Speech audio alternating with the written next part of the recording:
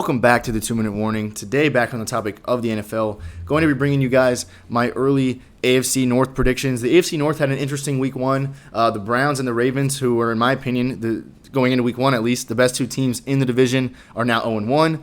And the Steelers and the Bengals, in my opinion, the two weaker teams in the division, are now 1-0. So that is what I'm going to be talking about today, and just really giving you my post-week one prediction of who's going to win the division. Before we get into the video, question of the day, comment down below who you guys think is going to win the division. So if you think the Bengals are going to surprise everybody and pull it off, comment that down below. At the end of the video, you will hear my prediction. But again, here on the screen that you're looking at, AFC North standings, the Steelers on top of the division at 1-0, followed by the Bengals and the Browns and Ravens at 0-1. Let's just kind of recap the week one games of each divisional team, starting with the Bengals. Bengals played a great game. They let's look at rushing yards. Dalvin Cook really didn't have a huge presence, 61 yards. That's I was looking at taking the over on him on Thrive Fantasy at 97.5. I thought that would be a no-brainer against Cincinnati. But 61 yards. So the Bengals contained Dalvin Cook very well. Look at the rushing yards, only 67 yards combined rushing for the Minnesota Vikings. So the Bengals rush defense stepped up very well. And through the air, Kirk Cousins threw 350 and 2 touchdowns. So he did well. But obviously, Bengals come out on top. Joe Burrow connecting with Jamar Chase for one big touchdown. That was really cool to see, especially since their history with LSU. Joe Burrow throws for 260, no turnovers, no interceptions, that is.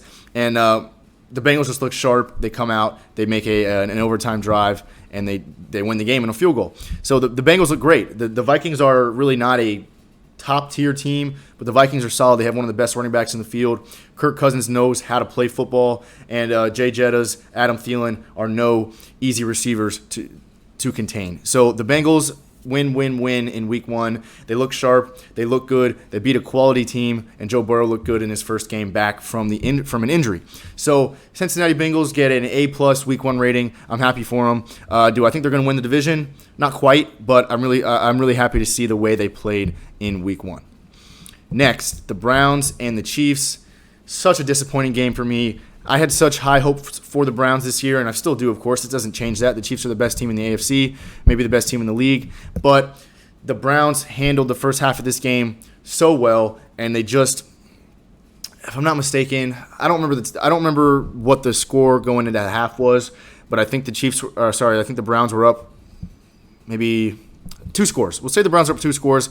Here we can look at the score. So 22-10 was the score going into the half. So yes, Browns were up 2 scores into the half. They handled the first half very well and just fell apart in the second half. The Chiefs came alive. Chiefs come out on top.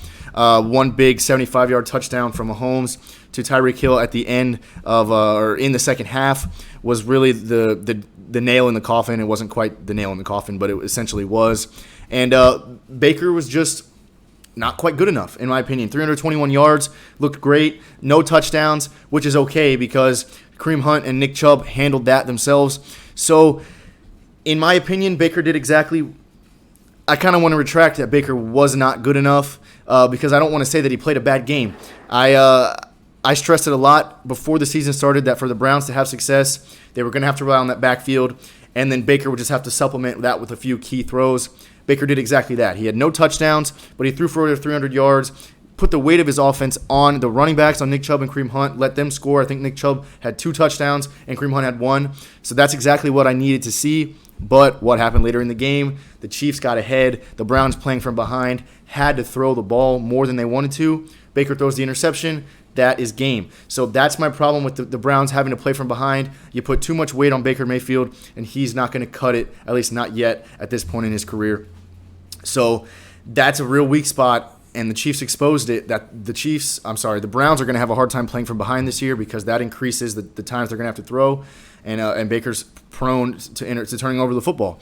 1 interception late in the game is not a bad game, but that was key in the Chiefs stealing this win. So Browns, you still look good. Your defense contained Mahomes and Tyreek Hill and Kelsey in the first half of the game. Second half slacked off. So the Browns got to get sharper if they want to win this division, but I still think they have the tools to do it. Next, we got the Ravens and the Raiders. This game was absolutely crazy last night. The Ravens, I don't want to say should have won this game, but very well could have. When it gets to overtime, tied at 27, and the Raiders get down to the goal line and you stop them, all your momentum is in your favor. Lamar fumbles the football. It's not on him. He had a great game. I mean, rushing, he rushed for almost 90 yards, and he threw for over 200, and he had a touchdown, and he had no interceptions. Lamar was sharp, but late game overtime turnovers are going to kill you, and it just didn't prove well for the Ravens. So I do think that this team is still good despite all their injuries. I mean, Gus Edwards, J.K. Dobbins, Marcus Peters is gone. Tyson Williams, the four-string running back, came out and rushed for almost 70 yards last night and a touchdown, of which was, 35 yards. So the Ravens shined despite all their adversities injury-wise, but came up just short. So Ravens fans, keep your head up. The Raiders are by no means a great team. They were still beatable. I think the Ravens could have, and I want to say should have, won this game. But it's not the end of the world. The Raiders are battling a lot of obstacles right now, injury-wise. So they're not. Don't count them out by any means. And then perhaps the most surprising game of the week for the AFC North was the Steelers beating the Buffalo Bills. I had the Bills winning this game all the way. Yes, the Steelers' defense is good. Secondary led by Minka, but the Bills fell short. Stephon Diggs was not much of a presence.